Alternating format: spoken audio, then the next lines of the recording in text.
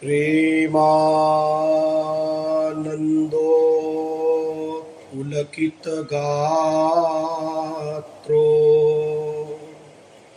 विद्युद्धाराधर समकान्ति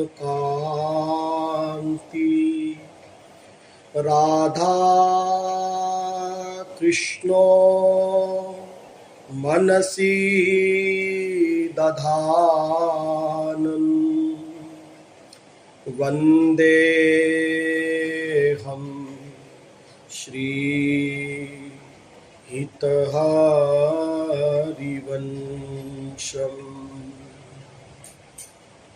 नमो नमो जय श्री हरिवंश।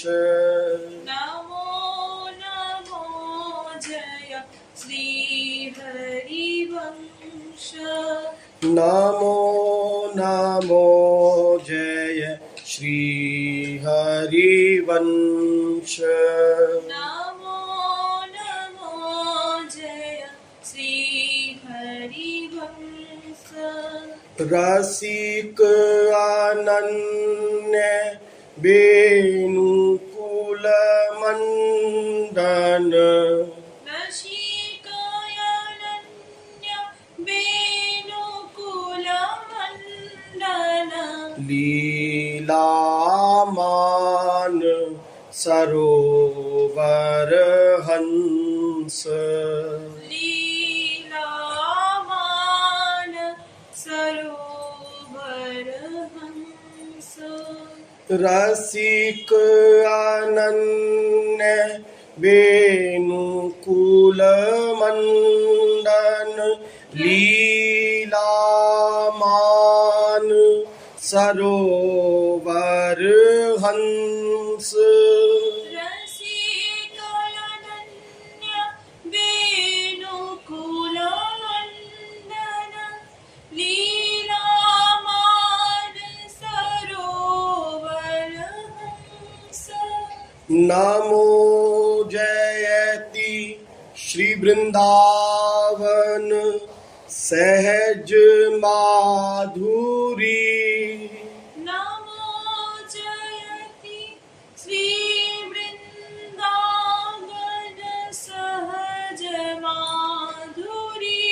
रास विलास प्रशंस।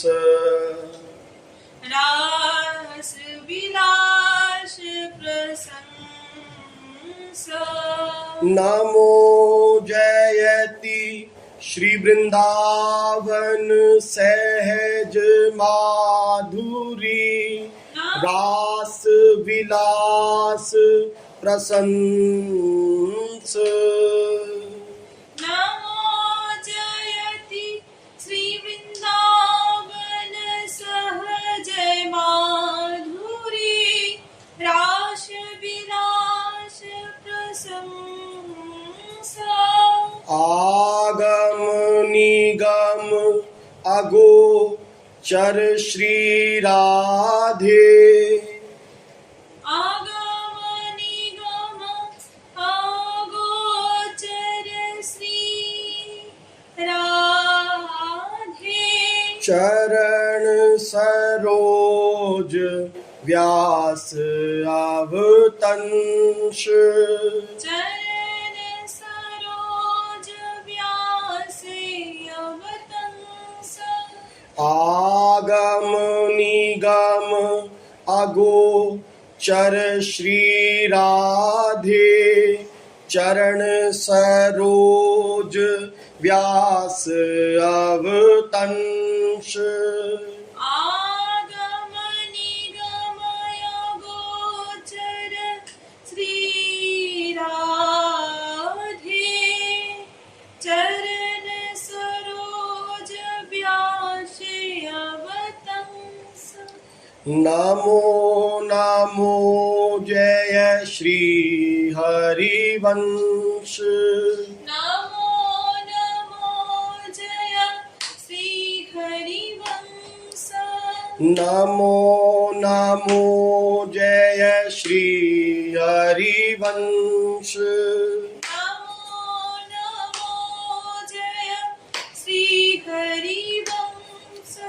जय जय राधा वल्लभ श्री हरिवंश।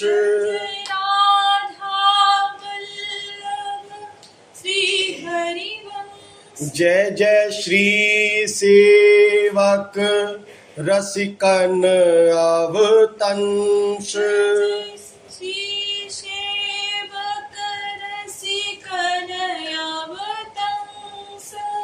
जय जय राधा वल्लभ श्री हरिवंश।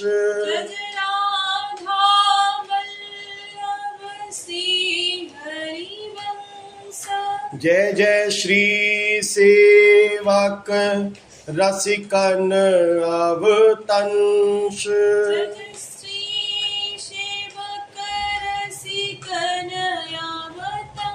जय जय श्री सेवक रसिकन अवतंस।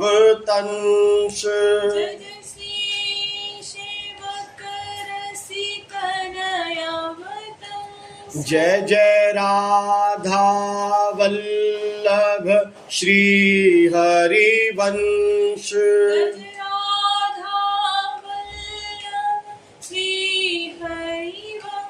जय जय श्री सेवक रसिकन अवतंस।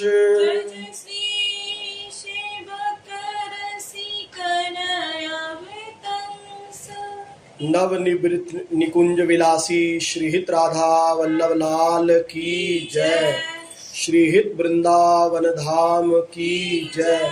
श्रीहित सहचरी वृंद की जय। श्रीहित हरिवंश महाप्रभु की जय। श्रीहित सेवकजू महाराज की जय। समस्त रसिकाचार्यों की जय। समस्त भक्त वृंदों की जय। जय जय श्री राधे। जय जय श्री राधे। जय जय श्रीहित हरिवंश। अब आप लोग ध्यान से बैठिए। अध्यात्म को समझाने के लिए हमारे यहाँ दृष्टांत का उपयोग सदा से किया जाता है। भागवत में और प्राचीन ग्रंथों में सब में दृष्टांत दिए गए हैं। यहाँ तक कि वेद में भी कथाएं दी गई हैं, जिसके द्वारा वो ज्ञान जो है सरलता से समझ में आ सके। महापुरुष के लिए दो दृष्टांत अधिकतर दिए जाते हैं। एक तो इस संसार को भवसागर मान करके, ये भवसागर है, इसको पार करने के लिए केवट का, जैसे जहाज होता है, जहाज का जो चलाने वाला होता है खेवनहार, उस रूप में गुरु को माना गया है। और दूसरा इस को भवरोग माना गया है, माया को। तो भवरोग का इलाज करने के लिए वैद्य, सद्गुरु वैद्य। मानस में कहा गया, सद्गुरु वैद्य वचन विश्वासा, संजम यह न विषय के आशा। रघुपति भक्ति संजीवनी मूरी, अनुपान श्रद्धा अतिरूरी। तो इस प्रकार मानस में सद्गुरु को वैद्य की उपमा दी गई। इसी प्रकार यहाँ वैदिक ज्ञान लीला के द्वारा जीव को इस भवरोग की दवा बताई गई है। श्री ध्रुवदास जी कहते हैं, वेद एक पंडित अति भारी, सब सो कहत पुकारी पुकारी। वेद एक पंडित अति भारी, सब सो कहत पुकारी पुकारी। जैसो रोग होई है जाको तैसी औषध देहो ताको। जैसो रोग होई है जाको तैसी औषध देहो ताको। दो प्रकार के वैद्य होते हैं। एक वे जो किसी अच्छे वैद्य के पास रह करके वैद्य का कार्य सीखे होते हैं, समझे होते हैं और आयुर्वेद पढ़े होते हैं। और दूसरे वे जो इधर उधर की किताबें पढ़ करके वैद्य बन गए हैं, जो किसी से वैद्य के पास रह करके जिसने कोई अनुभव प्राप्त नहीं किया है। इसी प्रकार कुछ डॉक्टर वो होते हैं जो अच्छे से डॉक्टरी पढ़े और डिग्री भी प्राप्त किए और लोगों का इलाज करते हैं ठीक ठीक। और कुछ ऐसे डॉक्टर होते हैं जो पढ़े लिखे नहीं, बस थोड़ा बहुता इधर उधर से सीख लिया और इलाज करने लगे, या डॉक्टरी की पढ़ाई ठीक से नहीं की और रिश्वत दे के या नकल मार करके डिग्री प्राप्त कर ली और डॉक्टरी का कार्य करने लगे। तो जो लोग ठीक ठीक पढ़ाई करके डॉक्टर नहीं बने या किसी वैद्य के पास रह करके ठीक से नहीं समझे डॉक्टरी को, तो उनसे लोगों की सेहत के साथ खिलवाड़ होता है। इसी प्रकार संत भी असली और नकली रूप में रहते हैं। एक वे जो किसी वास्तविक महापुरुष के पास रह करके ठीक ठीक शास्त्र वेद का ज्ञान प्राप्त किए एवं उनकी बताई हुई उपासना पद्धति के अनुसार उपासना करके भगवत प्राप्ति किए और फिर भगवान की आज्ञा से वे जीव कल्याण के लिए सत्संग करते हैं। और दूसरे वे जिन्होंने किसी को गुरु नहीं बनाया, बस ऐसे ही अपने मन से कपड़ा पहन लिया रंगा हुआ और साधु बन गए। नारी मुई ग्रह संपत्ति नासी मूड मडाए भय सन्यासी। तो ऐसे संतों से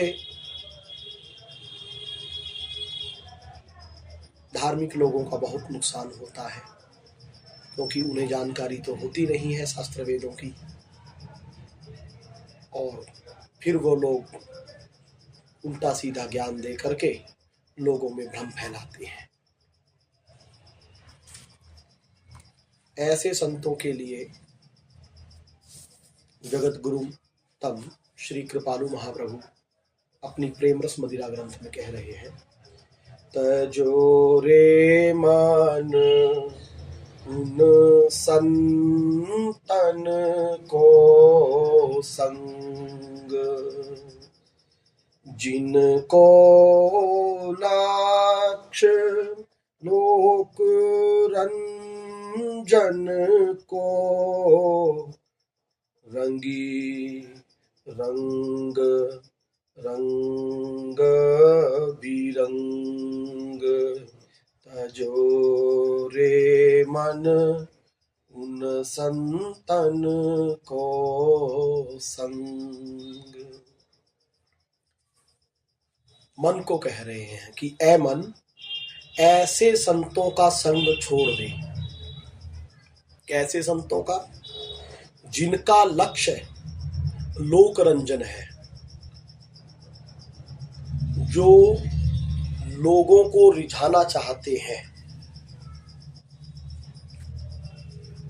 लोगों में प्रशंसा पाना चाहते हैं और उसके लिए तरह तरह के नाटक करते हैं। बात बघारत ब्रज रसिकन की, पिए विषय विष भंग। जो बातें तो ब्रज रसिकों के समान बड़ी ऊंची ऊंची करते हैं, लेकिन चिंतन मनन और भोग विषयों का लगा रहता है। शिशयन कान फूकी बानी स्वामी, ठगत ठगिन के ढंग। वे लोग कान फूक फूक के चेले बना लेते हैं बहुत सारे।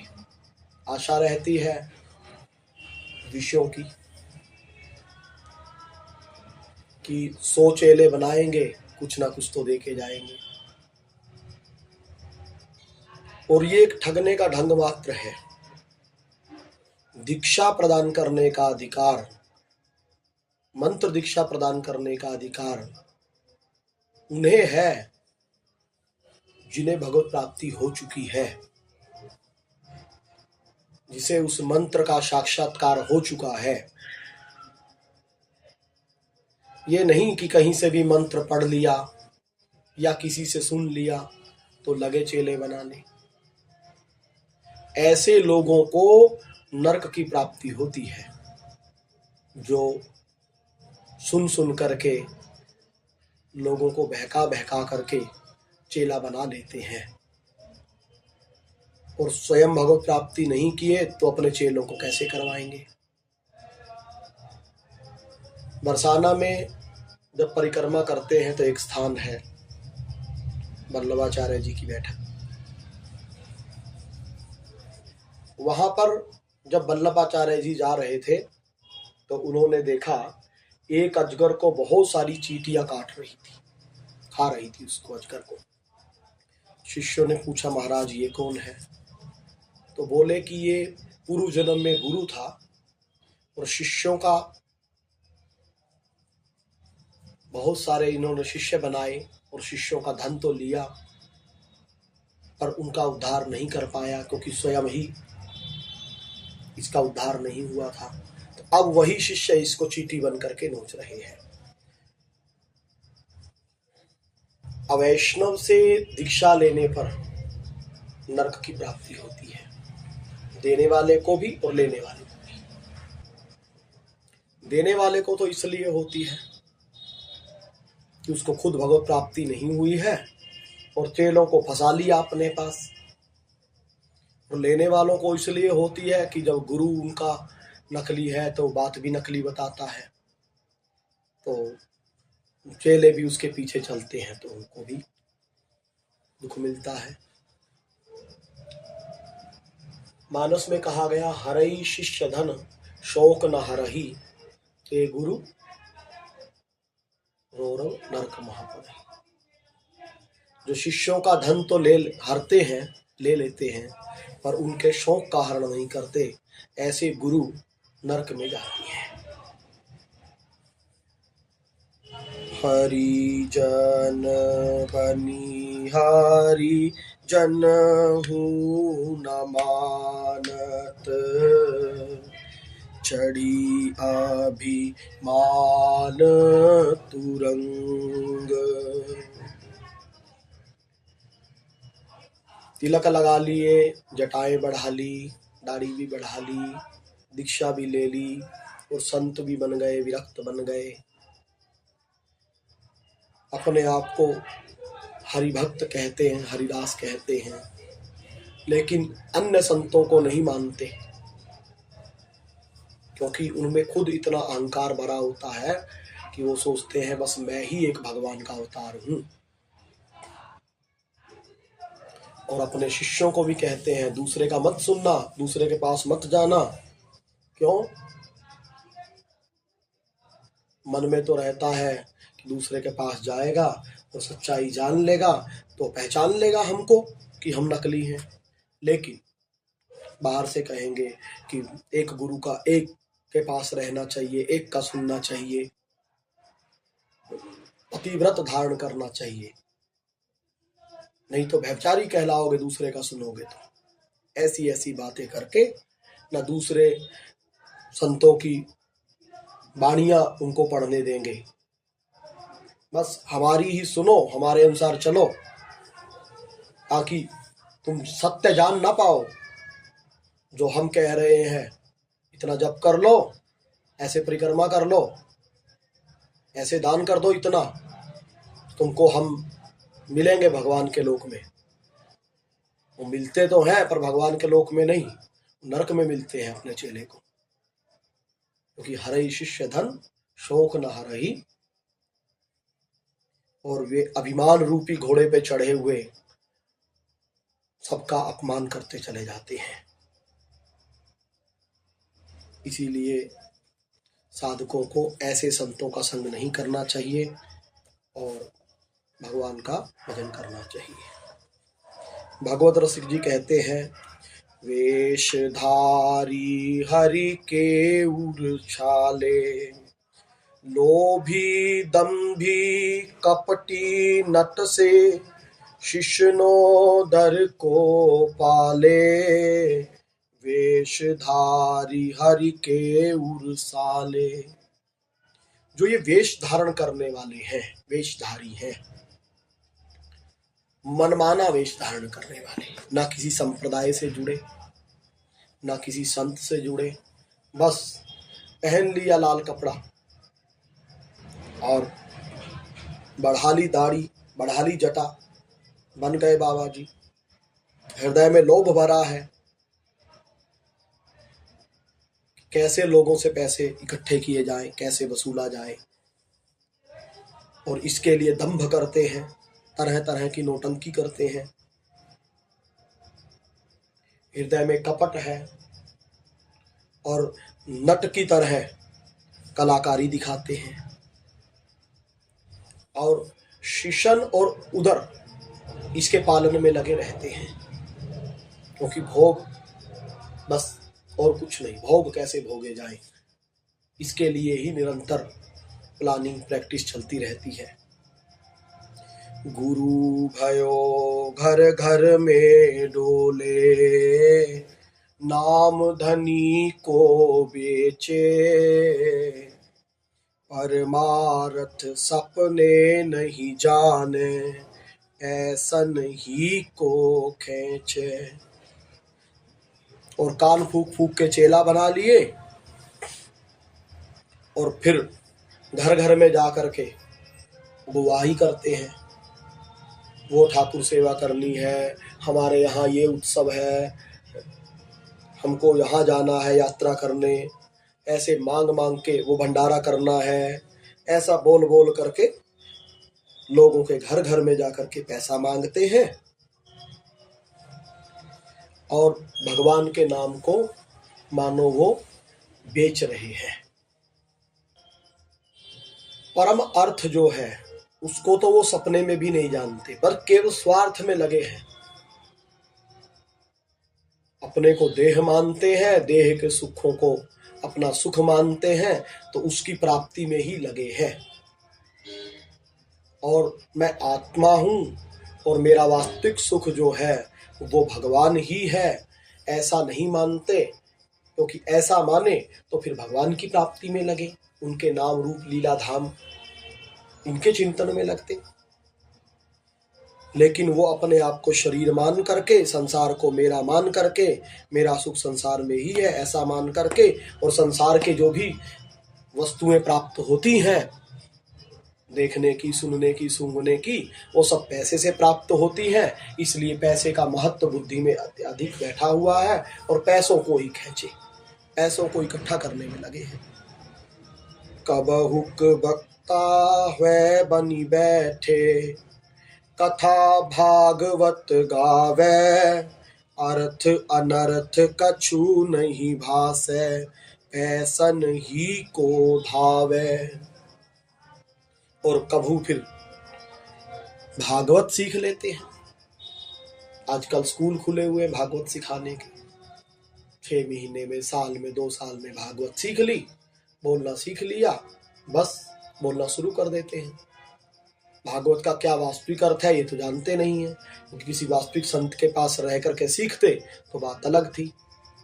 अब उद्देश्य पैसा है, वक्ता बन करके बैठ गए हैं, जैसे पब्लिक प्रसन्न होगी वैसी बातें बोलेंगे, चुटकुले सुनाएंगे, सास बहू के किस्से सुनाएंगे, राजनीति की बात सुनाएंगे और अपने आप को प्रसिद्धि सोचेंगे, हम प्रसिद्ध हो जाएं, गुरु हो जाएं।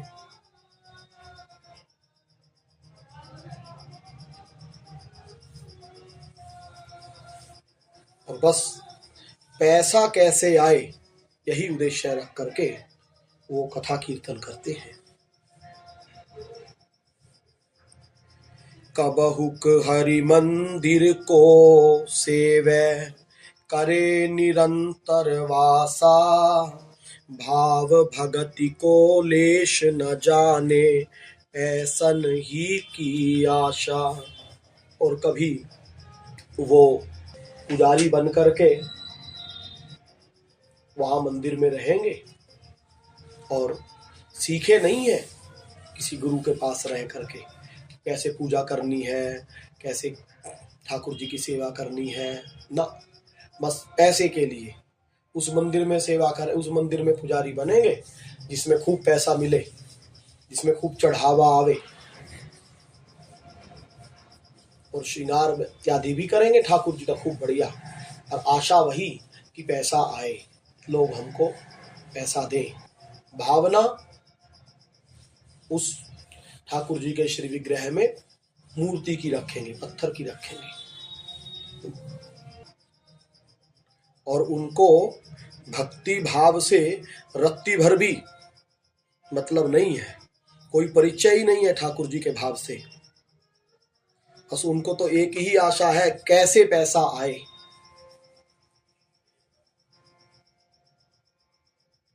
नाचे गावे चित्र बनावे, करे काव्य चटकीली, साच बिना हरि हाथ न आवे, सब रहनी है ढीली।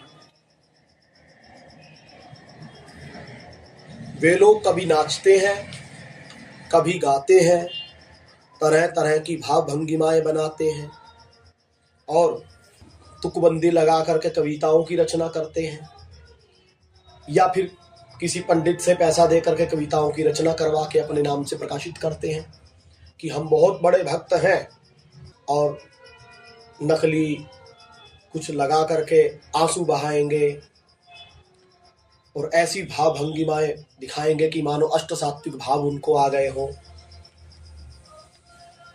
ताकि लोग हमसे प्रभावित हों।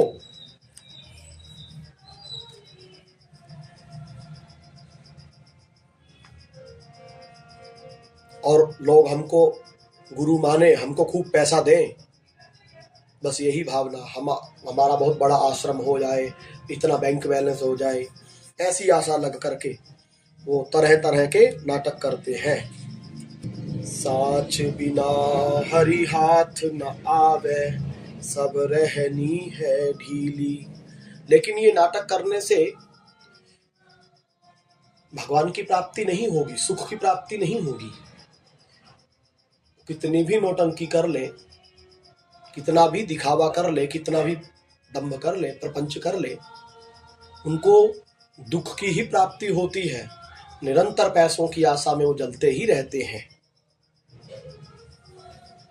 बिन विवेक वैराग्य भक्ति बिनु, सत्य न एको मानो, भगवद विमुख कपट चतुराई, सो पाखंडे जानो।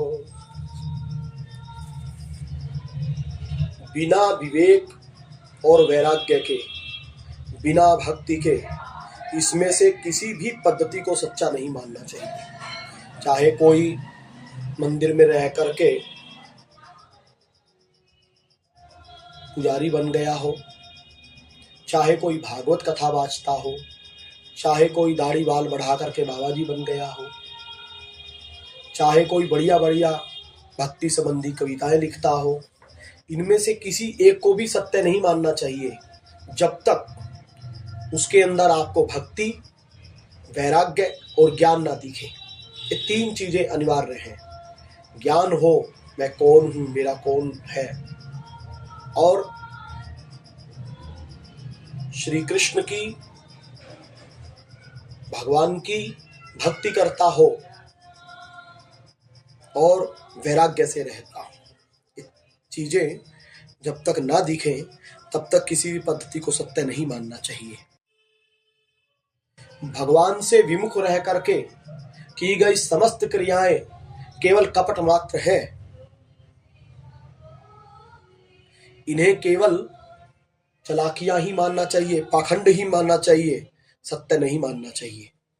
दूसरे संत जो होते हैं, जिनको वास्तव में किसी वास्तविक महापुरुष के पास रह करके जो भजन करते हैं, उनके द्वारा तत्व ज्ञान प्राप्त करते हैं, मैं कौन हूँ, मेरा क्या लक्ष्य है, वह कैसे प्राप्त होगा, उपासना कैसे करनी है, उपासना का क्या मतलब है, ये सब समझ के ठीक ठीक और किसी वास्तविक महापुरुष से उपासना प्राप्त करते हैं और ठीक ठीक उपासना करते हैं। फिर उनको भगवत कृपा से, गुरु कृपा से भगवान की प्राप्ति होती है और वो इस माया से निवृत्त हो जाते हैं। या प्राप्ति नहीं भी हुई तो कम से कम वो ठीक ठीक रास्ते पे चल रहे हैं और गुरु के द्वारा ठीक ठीक मार्ग समझा है। तो ऐसे जो साधक भी हो उच्च क्लास के, उनके संग से भी साधक को लाभ मिलता है। लेकिन पूर्ण भगवत प्राप्ति और पूर्ण लाभ तो किसी वास्तविक महापुरुष से ही मिलता है। उन वास्तविक महापुरुषों के विषय में भगवत रस जी कह रहे हैं, इतने गुण जामे सो संत, श्री भागवत बद्ध जस गावत, श्री मुख कमला कंत।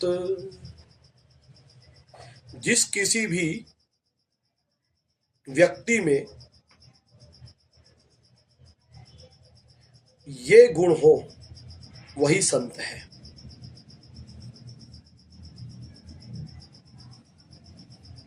क्योंकि ऐसे भक्तों का गान स्वयं भगवान भी अपने श्रीमुख से करते हैं। पहला कि वो भक्तों की सभा में बैठ करके भगवान के यश का गान करे।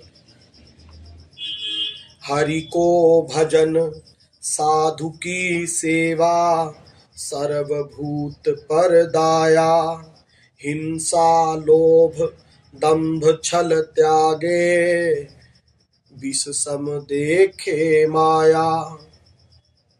वो भगवान का भजन करने वाला हो। भजन किसे कहते हैं? वेद में पूछा गया, किम नाम भजनम, तो रसम नाम भजनम। रस ही भजन है।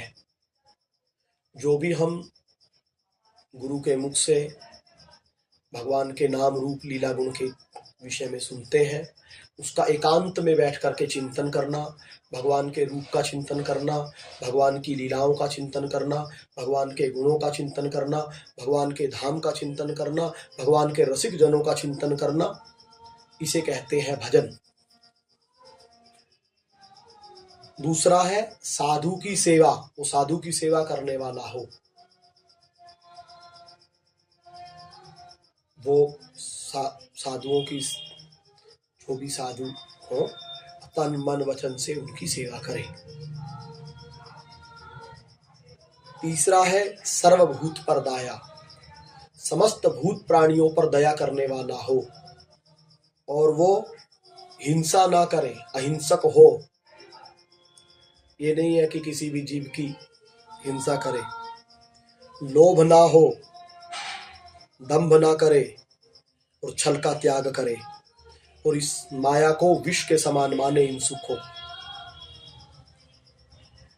सहनशील आशय उदार अति, धीरज सहित विवेकी, सत्य वचन सबको सुखदायक, गही अनन्य व्रत एकी। वो सहनशील हो, जो भी सुख दुख उसको प्रारब्ध के अनुसार प्राप्त हो उसको सहन करे, सुख पा करके हर्षित ना हो और दुख पा करके व्याकुल ना हो, अर्थात इतना व्याकुल ना हो जाए कि भगवान का भजन ही छोड़ दे और सुख पा करके इतना हर्षित ना हो जाए कि भगवान को भूल जाए। दोनों स्थितियों में वो सावधान रहे, सुख आए या दुख आए भजन में ही रत रहे। आशय उदार अति और उदार वृत्ति का हो, धीरज धारण करने वाला हो और सत्य और असत का विवेक रखने वाला हो और सत्य बोलने वाला हो, मधुर बोलने वाला हो, सबको सुख प्रदान करने वाला हो और अपनी रीति में अनन्य व्रत धारण करने वाला हो, अपने इष्ट में अपनी उपासना में अनन्य हो। सबसो हित निष्काम मति, सब जीवन सो प्रीति, रीति निवाहत आपुनि, ऐसा हो। इंद्रियजित अभिमान न जाके, करे जगत को पावन, भगवत रसिक तासु की संगति, तीनहु तापन सावन। इंद्रियों पर संयम रखने वाला हो, ये नहीं है कि इंद्रियों के पीछे लग करके पाप कर्म में उतरा हो। इंद्रियों पर संयम करे, जो शास्त्र विरुद्ध आचरण है वे ना करे और जितना शास्त्र की और गुरु की आज्ञा है उसके अनुसार आचरण करे और आचरण करने पर भी ये अभिमान ना करे कि मैं ऐसा हूं। यही हमेशा चिंतन करता रहे, गुरु की कृपा से, भगवान की कृपा से ऐसी कृपा है कि हम इन अभिमान से बचे हुए हैं। तो ऐसे जो भक्त होते हैं वो संपूर्ण जगत को पावन कर देते हैं। भगवत रस जी कहते हैं ऐसे संत पुरुषों की जो संगति है वो सारे जगत को पावन करने वाली है और तीनों ताप, दैहिक, दैविक, भौतिक, तीनों प्रकार के तापों का नाश करने वाली है। इसीलिए ऐसे महापुरुष का संग अगर मिल जाए तो करना चाहिए। और ऐसे महापुरुष की सबसे बड़ी पहचान ये है कि जिसके संग से आपका चित्त भगवान में लगे, आपका भगवान में अनुराग हो और संसार से वैराग्य हो, वो बस एक ये मुख्य पहचान है भगवान वास्तविक संत की। जिस किसी भी व्यक्ति, वस्तु, स्थान इत्यादि के संग से आपका मन भगवान में लगे उसका नाम सत्संग, और जिस किसी भी व्यक्ति, वस्तु, स्थान इत्यादि के द्वारा आपका मन भगवान से हटे उसका नाम कुसंग। तो इस प्रकार ये वास्तविक संत के बारे में बताया गया। तो वो वास्तविक संत पुकार पुकार करके कह रहा है कि जैसो रोग होई है जाको, तैसी औषध नहीं होता को। कि जिसको जैसा रोग होगा मैं उसको वैसी औषधि प्रदान करूंगा।